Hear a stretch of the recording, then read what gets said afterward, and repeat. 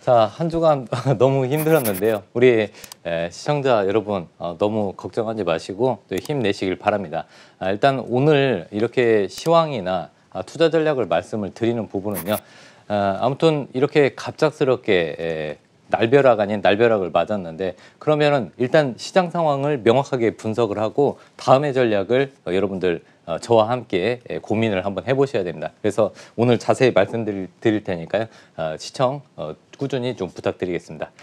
자, 최근에 이런 상황은 우리들이 또 겪어보질 못했죠. 네, 일단은 작년 초에는 계속해서 3%, 4% 이렇게 하락하는 흐름, 그런 경험을 가지고 있었습니다. 그런데 최근에는 하루에 1%, 2% 오르는 거는 그냥 평범한 일상이었는데요. 갑작스럽게 3,000포인트를 돌파하고 3,200포인트 부근에서 일단 매물이 쏟아지고 또 변동성이 확대되고 있었습니다. 일단 중요한 부분은 3,000포인트가 깨졌다는 부분이죠. 그래서 일단 하루 동안 무려 3.03% 급락하는 흐름을 보였고요. 코스닥도 1,000포인트를 찍자마자 계속해서 하락하는 흐름을 보이면서 3.38% 하락 마감을 했습니다. 중요한 것은 한 주간의 등락률이 코스피 시장에서는 5.24% 급락 흐름을 보였고 코스닥에서는 5.23%도 급락하는 흐름을 보였습니다. 이게 한 주간의 하락률인데요. 실질적으로 여러분들이 보유한 종목은 이 지수보다 한 곱하기 2.5배 정도 하락을 하셨다고 보시면 됩니다. 보통 지수보다는 많이 하락했는데 만약에 한 주 동안에 이 지수보다 좀 덜 빠졌다면은 그 종목은 강한 종목이라고 생각하시고요. 보통 이 종목에서 2배에서 3배까지 아니면은 그 이상 하락을 했다면은 지수보다 더 약하고 매도세가 강화되는 그런 종목이라고 생각을 하시면 되겠습니다. 자, 현재 개인들은 계속해서 매수를 하고 있습니다. 하지만 외국인과 기관은 매도세를 지속하고 있고요. 특히 외국인들, 미국의 이제 헤지펀드 회사들이 지금 현재 아시아 시장, 신흥국 시장에서 주식을 투자했던 자금들을 회수를 급격히 하고 있습니다. 이런 부분은 미국 시장도 변동성이 확대되면서 헤지펀드들이 이 변동성에 대비를 해서 위험자산에서 안전자산 쪽으로 지금 이동하고 있는 부분이 지금 눈에 띈 사실이라고 보시면 되겠습니다.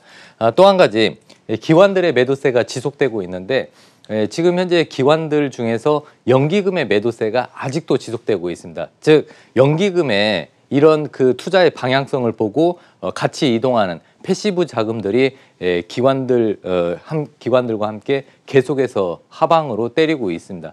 이렇게 외국인과 기관이 양쪽에서 매도를 하기 때문에 개인들이 아무리 매수를 한다고 하더라도 이렇게 급락장이 이어질 수밖에 없는 상황입니다. 자, 그렇다면 어떻게 해야 될지 또 살펴보도록 하겠습니다. 자, 먼저 시장 상황을 명확하게 분석을 해야 됩니다. 여러 가지 요건이 있고 요인이 있지만 그 부분에서 원인을 한번 찾아보시죠. 증시 급락 배경에서는 첫 번째로 이 코로나19 바이러스가 어느 정도 종식될 가능성이 높다. 즉 백신이 개발이 많이 되고 있고 화이자, 모더나, 아스트라제네카 이런 백신들을 지금 접종을 하고 있죠. 그렇게 해서 안심을 하고 있었는데 변종 바이러스가 영국에서 출현을 하더니 브라질에서도 변종 바이러스가 출현을 했습니다. 이 변종 바이러스는 아시다시피 이 코로나 기존의 백신이나 치료제가 전혀 효과가 없기 때문에 많은 사람들의 공포감을 줄 수밖에 없습니다. 앞으로 얼마 남지 않았다. 그 희망으로 1년을 버텼는데 또 변종 바이러스가 생기면서 이 생활이 계속 지속될 가능성이 높다. 그러면서 투자 심리를 지금 악화시키고 있습니다.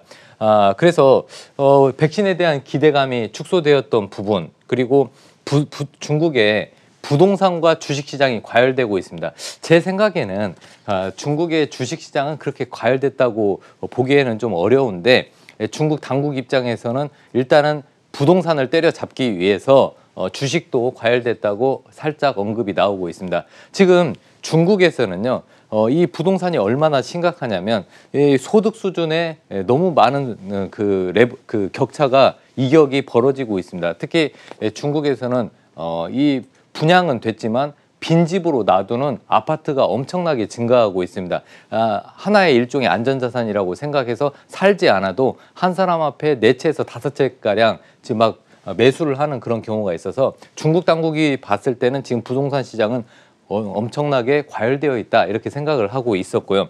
그러다 보니까 인민은행이 그 RP라고 해서 역 레포를 가지고 유동성을 관리하고 있습니다. 그 RP를 활용을 하는데요. 이런 유동성을 풀고, 그리고 유동성을 걷어들이고 이런 부분을 이 그 RP로 역 레포로 하고 있습니다. 그래서 이번에 그 여러분들 신문이나 뉴스를 보시면은 RP 역 레포에 대해서 얘기가 자주 나오는데 그것을 가지고 중국은 유동성을 조절한다 이렇게 간단히 이해를 하시면 되겠습니다. 자, 이게 문제입니다. 네. 미국의 게임 소매 업체인 이 게임스탑, 이게 바로 글로벌 위험 자산의 원인이 되고 있습니다. 이유가 어떤 거냐? 단지 이 게임스탑이란 게임주가 지금 현재 글로벌 시장을 왜 흔들 수밖에 없는지, 그 부분은요. 이 게임스탑이 너무 가파르게 상승을 많이 했는데 공매도 쪽에서 공매도를 운영하는 헤지펀드들이 이 숏을 쳤습니다. 즉 공매도를 쳤는데 이게 계속해서 상승을 하는 겁니다. 그러다 보니까 공매도를 운영하는 헤지펀드 업체들의 손실이 눈덩이처럼 커졌고요. 그러다 보니까 이런 그 공매도를 운영하는 헤지펀드들이 변동성을 대비하고 그 다음에 이 공매도를 숏 커버링, 쇼트 스퀴즈라고 하죠. 숏 스퀴즈를 하기 위해서 해외에 있는 위험 자산들, 주식을 매도를 해서 지금 현재 본국으로 돈을 회수하고 있습니다. 그러다 보니까 신흥국에 쏟아져 있었던 막대한 유동성들이 지금 어쩔 수 없이 유동성이 축소되면서 이동을 하고 있습니다. 주식은요, 위험 자산이기 때문에 이런 유동성이 회수가 되거나 이동을 하게 되면 급격히 하락하는 경우가 있습니다. 지금 이런 상황이 발생하고 있다는 부분을 여러분들은 인지를 하셔야 되고요.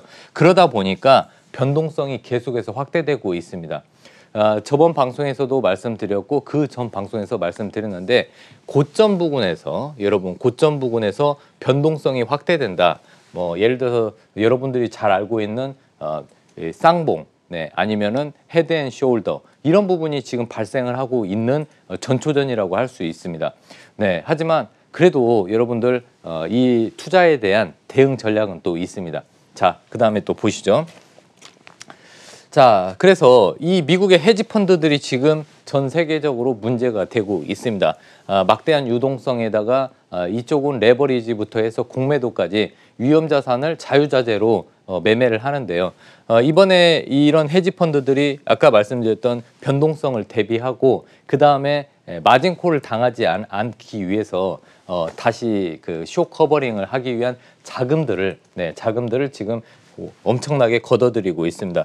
그래서 해외 주식 자산 축소고요. 특히 뭐 외국인들의 ATM기라고 하는 우리나라에서 대규모의 자금을 가져가고 있습니다. 그래서 여러분들한테 저번 시장에 말씀드렸듯이 환율을 계속해서 주시하라고 했는데 최근에 환율이 올라가고 있습니다. 그래서 저도 우리나라 원달러 환율을 계속 주시하고 있으니까요. 여러분들도 같이 한번 지켜보시면 될 것 같습니다.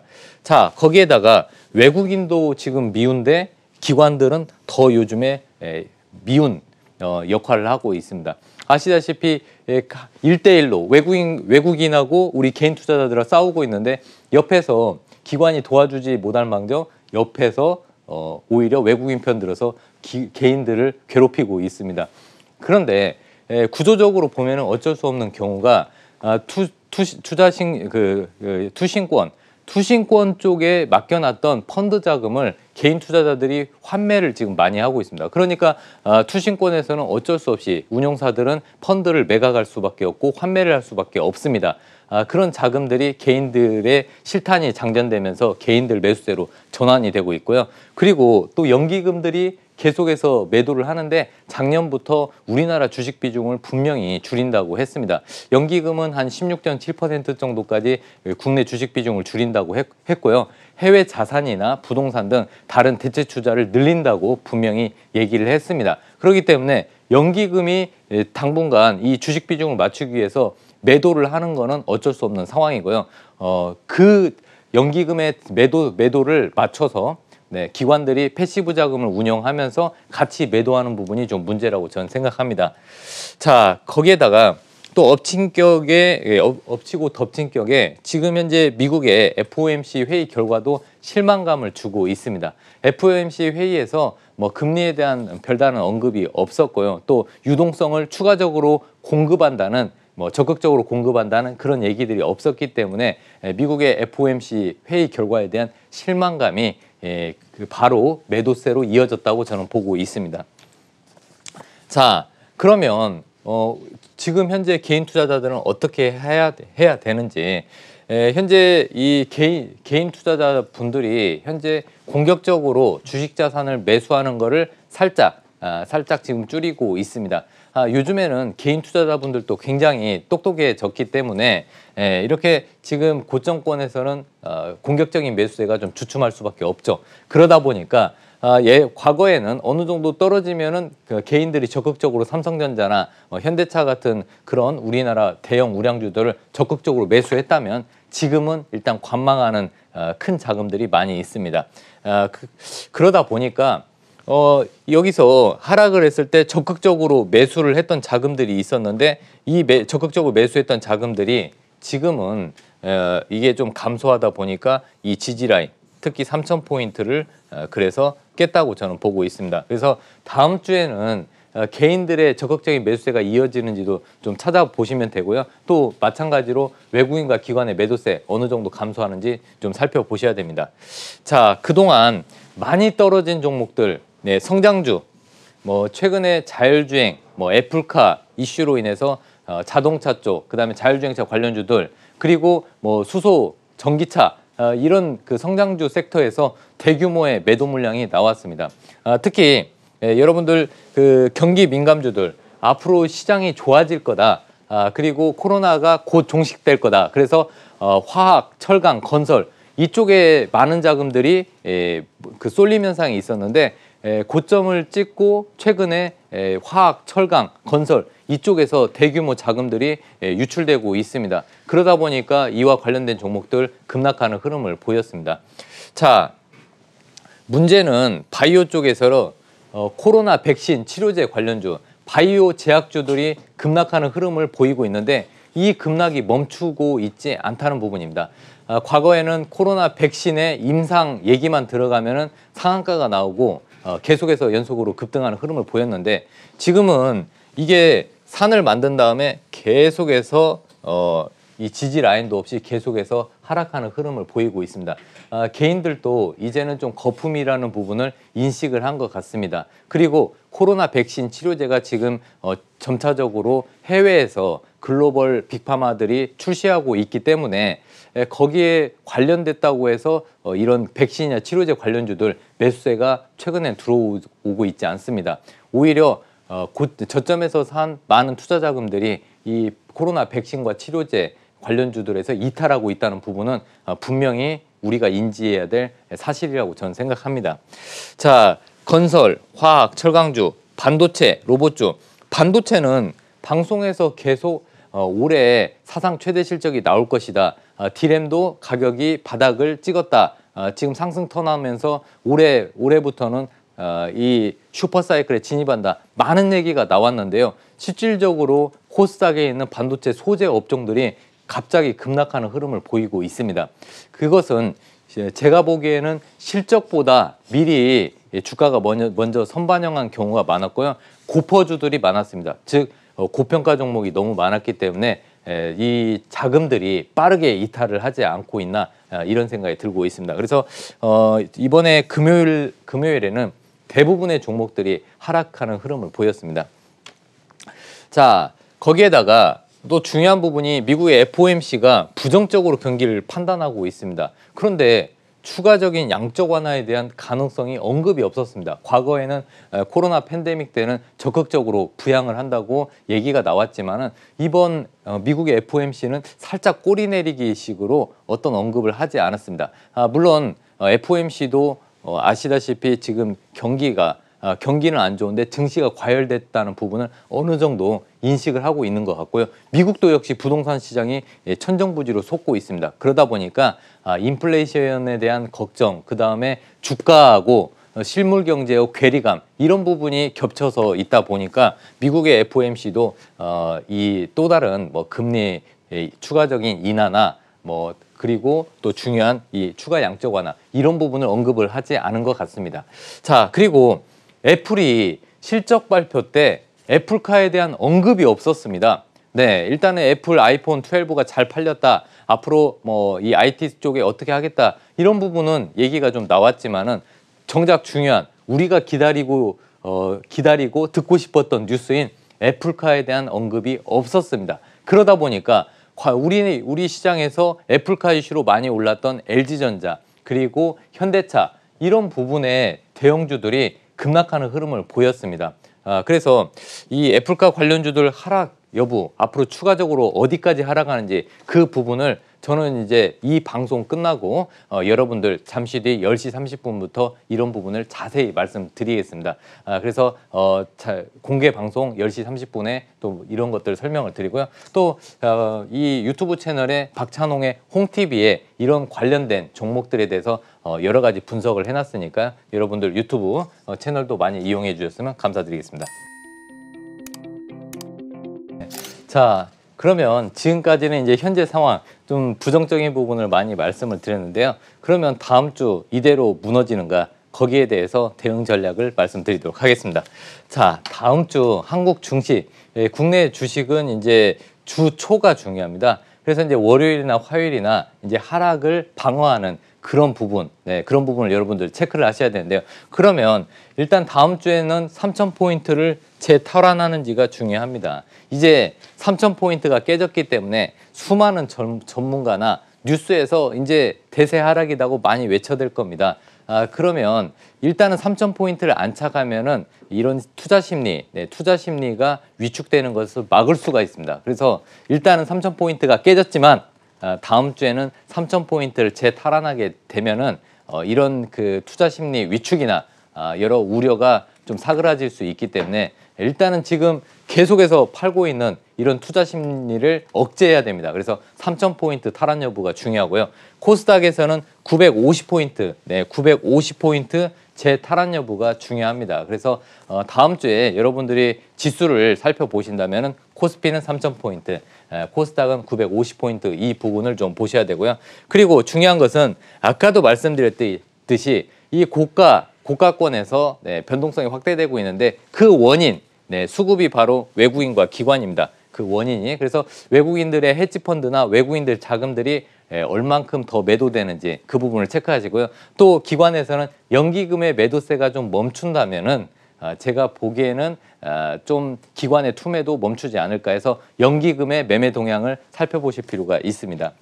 자, 또 한 가지 지금의 장을 읽어보시면요. 개별 종목 장세가 저는 진행될 것으로 보고 있습니다. 금요일 날 시장에 좀 특징이 있었는데요. 다른 종목들은 다 폭락을 하더라도 일부 정책주, 예를 들어서 뭐 가덕도나 뭐 일부 도시재생이나 일부 정책주들이 상승하는 흐름을 보였습니다. 이렇게 주식시장이 폭락을 하더라도 분명히 상승하는 섹터는 있는데 그래서 그런 개별이나 이벤트가 있는 종목이나 섹터를 좀 살펴보실 필요가 있습니다. 자, 그리고 고점에서 변동성이 확대되고 있는 부분은요. 빠른 순환매 장세로 전환이 저는 되고 있다고 보고 있습니다. 그래서 여러분들 조금 더 바닥권에서 매수한 종목은 좀 더 지켜보시고요. 만약에 매매를 동참하신다면은 조금 빠르게 스피드하게 이 흐름을 읽으시면서 매매를 하셔야 된다고 저는 생각합니다. 이 빠른 순환매 장세 진입을 했다는 부분 꼭 인식을 하셨으면 좋겠습니다. 자, 정치 테마주도 가끔씩 보셔야 됩니다. 이렇게 나라가 어지럽고 시끄럽고 주가가 폭락을 하면은 분명히 또 정치권에서 발언이 좀 나올 겁니다. 그러면은 그 인물 위주로 이 관련된 종목들 그냥 단기 트레이딩 관점에서 좀 보실 필요 있고요. 자, 다음 주에는 또 수소차, 수소에너지 관련주를 꼭 체크를 하셔야 됩니다.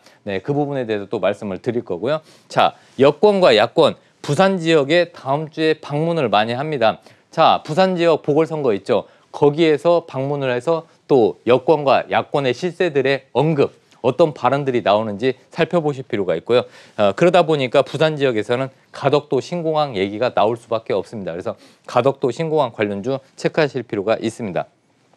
자, 또 2월 1일 월요일부터는요. 아스트라제네카의 그 코로나 백신 국내 승인 여부가 결정이 됩니다. 만약에 승인이 되면은 또 아스트라제네카 관련주들 잠깐 움직이겠죠. 네, 이런 부분 변동성을 좀 체크하시고요. 자, 중요한 부분은 제가 다음 주 전략을 짤 때 다음 주 일정을 이렇게 넣어드립니다. 그래서 다음 주 일정에는 2월 5일 날 서울에서 주택 공급에 관련된 대책을 발표합니다. 그러면은 이 공공 재개발, 네, 그리고 역세권 개발, 신규 택지 뭐 이런 부분 그러다 보니까 건설 및 도시재생 관련주들 체크하셔야겠죠. 이 건설주들은 중소형 종목들도 있고 대형 종목도 있는데 이게 이제 정책 이슈하고 결합이 되면 특히 중소형주들은 변동성이 확대될 가능성이 높습니다. 거기에다가 그동안 많이 떨어졌던 건설주들 반등의 그 원인이 될 수 있기 때문에 저는 건설주들 다음 주 좀 괜찮을 거라고 보고 있고요. 특히 또 2월 6일 날, 네, 2월 6일에는 또 국내 수소법이 시행이 됩니다. 그래서 수소경제 육성, 그다음에 수소안전관리 법률 이 부분이 시행이 되기 때문에 수소차 관련주 또 수소에너지 관련주 이런 부분을 살펴볼 필요가 있고요. 이 수소에너지나 수소차는 또 정부 정책주하고 연결이 되기 때문에 이와 관련된 종목 체크하시면 될 것 같습니다.